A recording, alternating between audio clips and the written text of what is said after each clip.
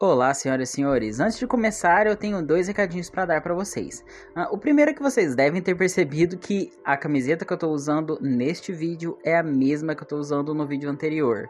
E vai ser a mesma nos próximos vídeos. Isso, na verdade, foi mera coincidência, porque eu realmente adoro essa camiseta. Eu usei ela no vídeo anterior, em que eu retornei pro YouTube, e eu tava usando essa mesma camiseta no dia que eu gravei com o Mikael e a Gláucia. E não, eu não tenho só essa. Na verdade, é por pura coincidência aí, porque eu realmente gosto dela. A segunda coisa que eu tenho pra falar é que este vídeo foi gravado com o Mikael e com a Gláucia, junto com outros vídeos que também vão sair no canal deles. E eu preciso dizer que nós tomamos todos os cuidados em relação ao coronavírus, né? Nós nos conversamos muito antes para saber se não estávamos com nenhum sintoma. Também eles estavam testados, eu também estava testado, então estava tudo negativado, estava tudo certo.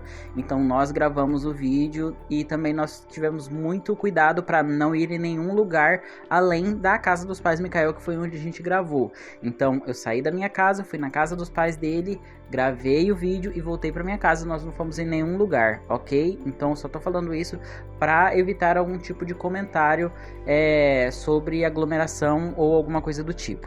Então divirtam-se com o nosso vídeo de bate-papo sobre Mistborn e também depois vão no canal deles para ver os próximos vídeos que a gente vai colocar.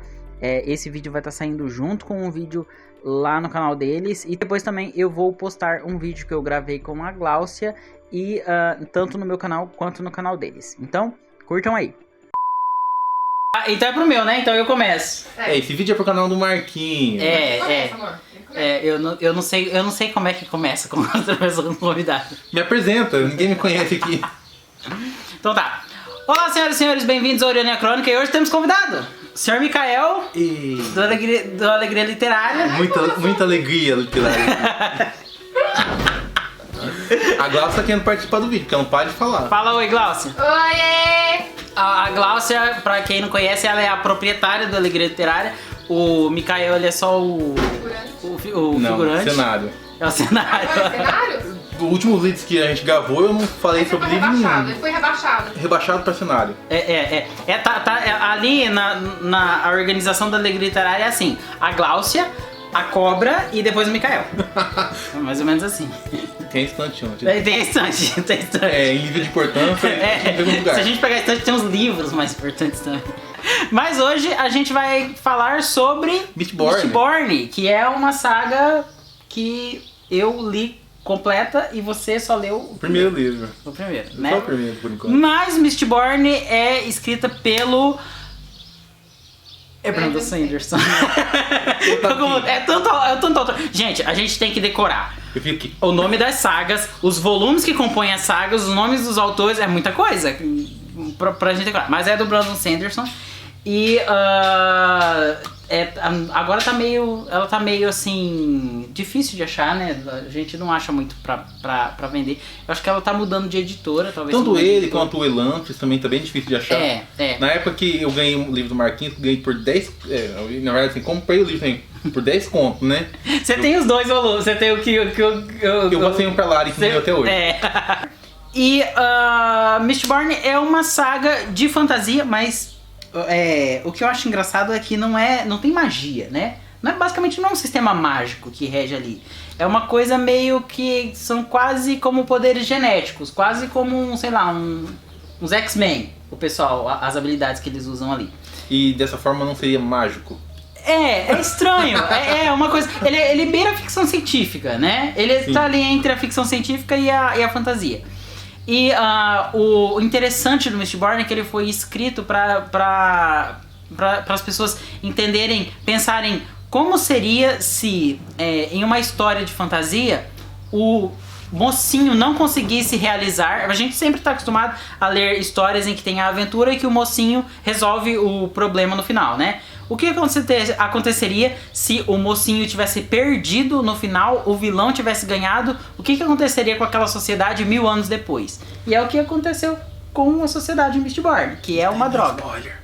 Não é meio que um spoiler, né? Ela já começa assim, mas a história já começa assim. E nesse universo mágico aí, tudo se baseia no que na ideia de manipulação de metais, né? Em que como que seria o nome deles? Eu não sei se tem um nome desses... eles chamam de alomancia. Alomânticos. Alomânticos, Alomancia é meio que tipo a manipulação dos metais, alguma coisa assim. Porque mancia tem algumas coisas. Os sufixos aí do grego eu deixo pra vocês pesquisarem, porque eu não tô afim de pesquisar isso agora. Mas a alomancia, nessa história, é a arte de você utilizar metais para manipular algumas habilidades, alguns poderes, né? E esses poderes são, deixa eu ver aqui porque eu tenho minha colinha. Tá? Tem aí. Gente.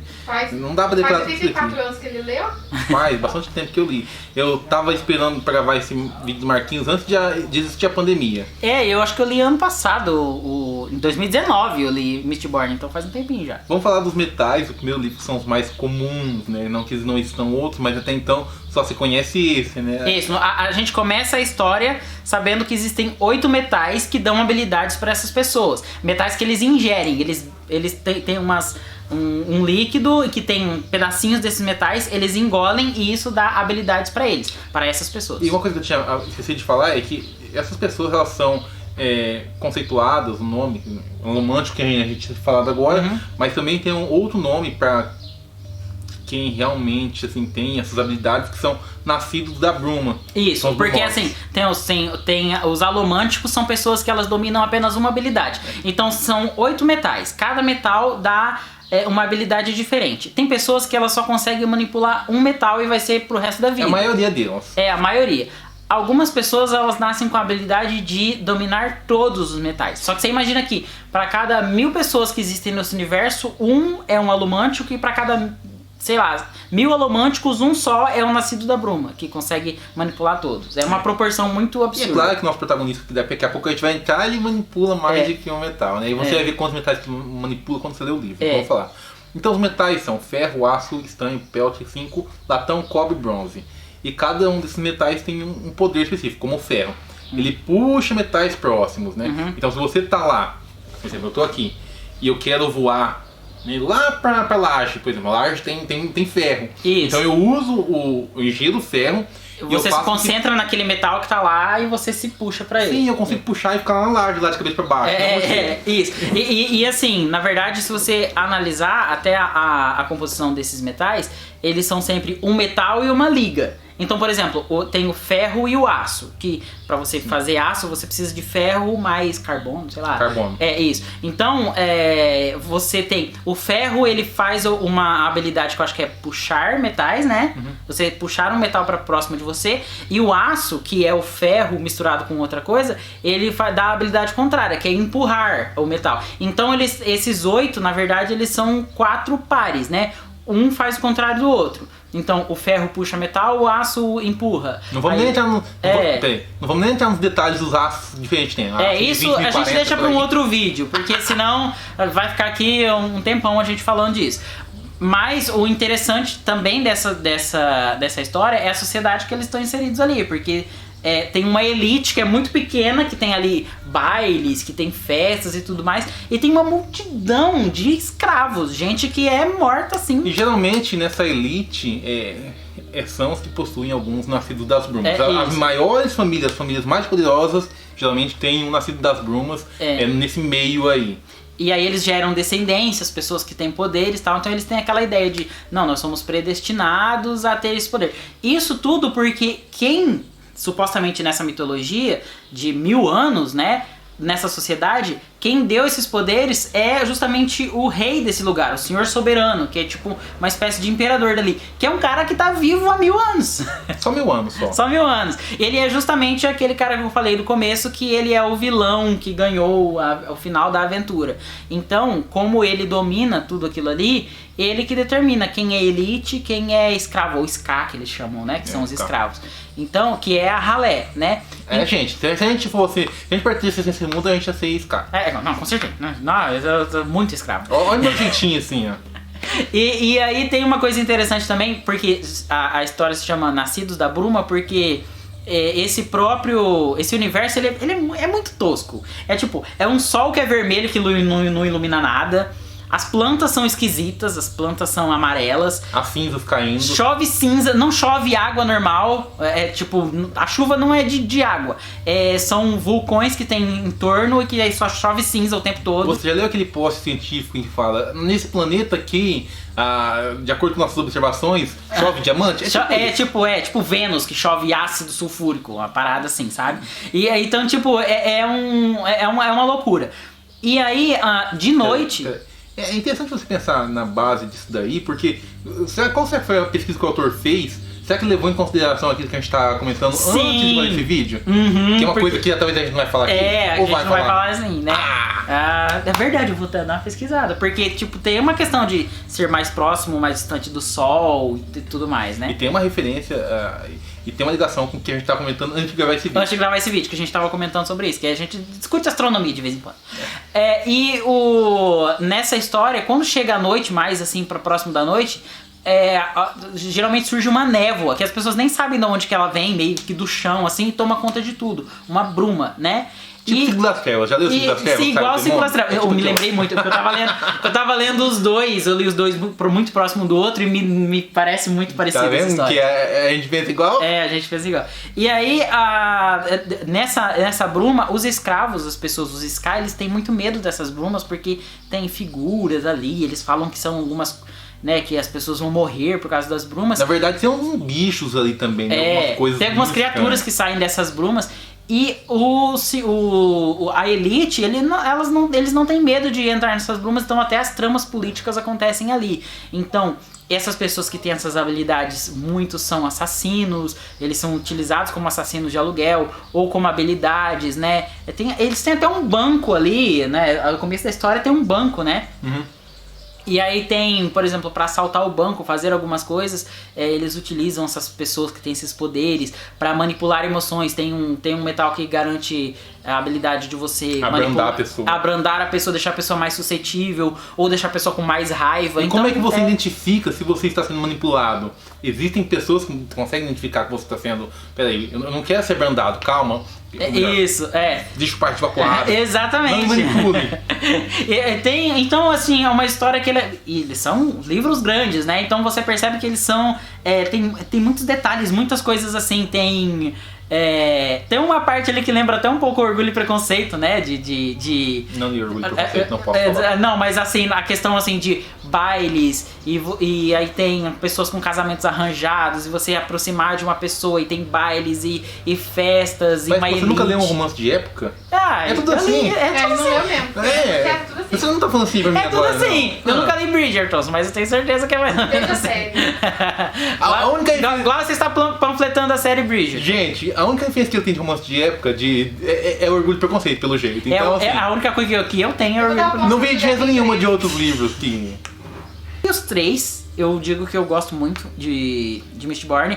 Existe uma primeira era e uma segunda era, né? Que eu não li ainda porque é muito difícil de achar. Eu tenho. Mas o Mikael leu o primeiro, só que que você achou até agora do primeiro Mistborn? Vamos lá. Embora o conceito geral da história seja um pouco diferente, tem algumas inovações em relação ao mocinho e tal, eu achei ainda que é um pouco mais do mesmo em relação à forma como que a personagem principal Vin vai se deslocando e vai saindo vamos falar que a gente fala lá, do nível mais baixo da cidade e vai sobressaindo. Então a gente tem aí uma jornada do herói típica, padrão. Então, mais um livro de jornada do herói, né? Porém, tem a parte do Kelsey que já sai um pouco do... Isso. Porém tem essa situação, isso que é inovador. Porque a história ela parte do princípio da Vin, que é a personagem principal. Ela tá ali envolvida numa trama, meio que uma trama de assalto, um golpe ali. E aí ela é descoberta pelo Kelsier, que é um nascido da bruma. E ele descobre que ela também é uma nascida da bruma. Ela nem tem ideia, na verdade, dos poderes, do que ela faz, né? E a princípio eu até achava que os dois tinham o mesmo grau de importância. Mas assim, eles desenvolvem ali no primeiro livro uma ideia de... ela é uma aprendiz e ele é o mentor, né? Então, o primeiro livro ele é bem uma trama, quase uma trama assim de assassinato. Eles precisam, né, derrubar esse governo. E aí eles estão ali envolvidos. Como é que eles vão fazer para derrubar esse cara que tá aí há 1000 anos no poder, fazendo, que tem pleno controle de todos os poderes, até de metais que eles não conhecem. A gente só sabe de 8 metais, mas existem outras coisas, décimo, né? E eles nem sabem quantas habilidades o Senhor Soberano tem. E a Vine, ela se envolve ali nessa trama, porque ela não tem nada a perder, ela nasceu como escrava, então vamos nessa, né? Ela vai ser parte de um grupo de revolucionários. Isso. Então cada um tem uma habilidade, um consegue manipular emoções, outro consegue identificar outras pessoas, então é um grupo ali, e é bem desenvolvido até, não são personagens bidimensionais, assim, e como né? ela é um personagem que tem essa habilidade um pouco mais... ela tem um dom um pouco mais forte que os outros, as pessoas se dedicam a treiná-la. Isso, porque quando ela entra ali, ela não sabe nem ler, nem escrever, ela não sabe se comportar na sociedade. O pessoal vai treinando ela mesma, até a se vestir, sabe? E então, assim, eu gostei muito desse primeiro livro nessa questão, tipo, todo o desenvolvimento dela. E os personagens, pra mim, eles não são bidimensionais, sabe? Eles não são só, é o cara que consegue fazer... Não, você... entra na vida dele e você descobre as motivações. O Kelsier mesmo, quando a gente descobre por que ele é daquele jeito, o que ele sofreu na vida dele, como ele ganhou os poderes dele, que são absurdos, e aí você descobre como que ele despertou aqueles poderes, não é uma coisa jogada, sabe? Você entra na vida dele mesmo, até um final até um pouco chocante, né? O que acontece ali. Mártir. Tipo assim, tem personagens que servem como mártir e como... Você não sabe, o final do primeiro livro você fica... E agora? O que vai acontecer? Né? Tipo, realmente eles ficam com um pepino na mão ali, que você não sabe como é que vai resolver. É o que eu tinha falado anteriormente, que essa parte que é um diferencial pra história nesse quesito de Jornada do Herói. É isso. Aí assim, adiantando um pouco, porque o Mikael não leu o segundo e o terceiro, mas eu também não vou dar spoiler aqui. Já o segundo e o terceiro livro... É muito... A trama política entra muito em como uma cidade se relaciona com outra, né? São várias cidades que tem ali, cada um com um governo que tá ali tentando se organizar depois de muita coisa que aconteceu no final do primeiro livro. Personagens que pegam alguns cargos, algumas chefias e que daí eles não sabem, eles têm que se treinar pra fazer aquilo. E no terceiro a gente já tem uma coisa muito mais mitológica. Como que você... consegue garantir que aquele pensamento revolucionário que você tem, aquilo que você quer mudar na sociedade, se é aquilo que você está pensando mesmo ou se é alguma outra força que está colocando na sua cabeça. Se você está sendo manipulado. Então o terceiro livro ele é muito uma viagem mental, assim, mas ele termina a história de uma forma muito fenomenal que, enfim, eu recomendo bastante para vocês lerem. É só... Bom, não li o segundo e o terceiro. Então, pra mim, se você tá falando que é só, eu concordo. Sobre o primeiro, né? Sobre o primeiro a gente já tem... Eu acho que deu pra ter uma boa ideia de como que vai ser. Vocês vão encontrar nesses livros que vocês não conhecem ainda. Então, eu acho que é isso. Eu acho que é isso também. Então é isso. Vocês viram a foto dos livros aí que a gente colocou em algum lugar? A gente colocou em algum lugar aí. Uma coisa interessante é que as capas dos livros, elas formam uma imagem só.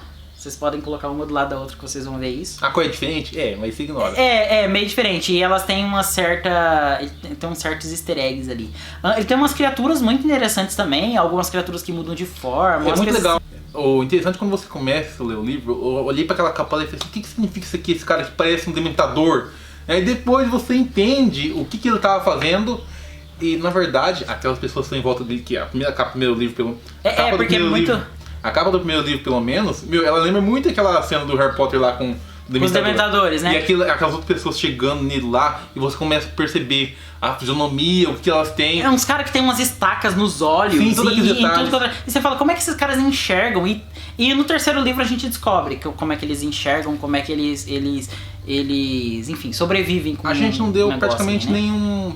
Nenhum spoiler, né? A gente não falou muito sobre o universo, acho que tem muito pra vocês conhecerem. Quando vocês pegarem o livro, vocês vão falar assim, eles não falaram praticamente nada. Eu sei que existe uma segunda era de Mistborn que se passa alguns séculos depois e que daí já vai lidar um pouco mais com tramas como máfia e armas de fogo, mas já é uma coisa muito diferente e aí eu já não posso falar porque eu realmente não li essa segunda era. Eu acho que livros... Eu acho muito interessante a forma como o Brandon eu acho muito interessante a forma como o Brandon Sanderson. Você sabe que eu vou deixar tudo isso na edição, né? Coloca, ou melhor, escreve livros com universos totalmente diferentes. Sim, não sei se você chegou a ler Sky... Como que é o nome daquele livro lá, Glaucia? Ah, eu já vi muito... como que é? Skywalker, uma coisa assim, não é... Não. Skyward. Skyward. Meu, é um universo, nada a ver com Mistborn. Elantris também tem nada a ver. E você começa a pegar essas histórias assim. Eu sei, Glaucio. Aquele que tem dos super-heróis também. Óbvio, né? Aquele mas, assim, que tem dos super-heróis lá, do Coração de Aço, também é dele, não é? Mas o que eu quero falar é que assim, você geralmente. Às vezes a gente pega um livro assim. Às vezes a gente muito acompanha. clichê, né? Geralmente são histórias muito clichês. É tipo, aquela velha história de como é que chamam? Feitiçaria, espada e feitiçaria. Não, mas né? não é isso que eu quero dizer. Fala assim, alguns autores eles seguem uma linha de livros e escrevem só sobre aquilo. Um exemplo, romances históricos. Cassandra Clare. E por aí vai. Mas ele não, ele escreve livros de ficção científica. Sim. Livros que na verdade. Não sei como que a gente classificaria uma fantasia. Ele vai pegando ideias completamente diferentes umas das outras. Ele vai mostrando assim, olha gente, você não precisa desenvolver tipo uma história com um mapa de fantasia e cavalos e aquela coisa meio medieval. Se você pode ir para uma parte totalmente diferente, sabe? Tendo até o cavalo e todas as coisas. Como que é o nome dele da Roda do Tempo? O Olho do Mundo. Do Olho do Mundo, eu esqueci o nome do autor. O Olho do Mundo me lembra muito que morreu, dos Anéis. Isso, mas ele também tem uma coisa meio assim, sabe? Que ele foge um pouco dessa ideia medieval e tal, já vai um pouquinho mais, sabe? Uma coisa um pouquinho mais presente, mas ainda mantendo uns valores, uma ideia mais antiga, sabe? Então, assim, uma forma de você homenagear autores que te deram a inspiração, só que você mantém uma identidade própria, sim, né? Sim. O Peter Vibrecht dos Ciclos das Trevas também é assim, bem assim, foge um pouco daquele conceito só medieval e ele trata a magia ali como sabe, uma arma tecnológica. E né? incorpora os elementos que transformam aquele universo em algo totalmente novo. Isso. Eu acho que é só, né? Porque já tava cumprido. Vai virar um podcast. Não, eu posso levar meia hora ainda, né? Eu vou editar. Então é isso, pessoal. Muito obrigado por ter assistido até aqui. Mikael, tem alguma coisa pra falar? Sigam o Mikael e a Glaucia e se inscrevam no canal deles, Alegria Literária. Achei que nem ia falar isso, pô. Bom, eu não posso nada. Vamos ver os vídeos que eu tenho com eles lá, a live que a gente tem, que tá salva lá, que tá incrível. E faz um tempinho já, faz uns 2 meses que a gente gravou, né? Quer dizer, até sair o vídeo vai ter dado algum tempinho mais. Se inscreva no canal deles, que já tá com quantos inscritos até agora? Não sei não chegou a 6 mil não, é difícil chegar a 6 mil. É bem maior do que o meu, então aí vocês têm a obrigação de estar seguindo eles também. Provavelmente vocês vieram dele pro meu também. Mas se inscrevam no canal deles, acompanhem o conteúdo deles. E os Instagrams também que eu vou deixar aqui embaixo, tanto o meu quanto o deles. E sigam lá que sempre tem alguma coisinha nova, alguma coisa interessante. E... Convido o povo pra comentar embaixo. Comenta aqui embaixo se vocês leram Mistborn, se vocês querem ler Mistborn. E o que vocês acharam dos livros seguintes, se vocês leram além do primeiro, que a gente só comentou do primeiro. Ou algum dos outros que a gente citou aqui nesse livro. Isso, e recomendem coisas pra gente também que, enfim, a gente tem que colocar lá de livros que a gente precisa ganhar dos outros e comprar comprar na Black Friday. Se vocês têm alguma coisa nova aí pra recomendar pra gente, tá bom? É isso aí, falou! Até mais!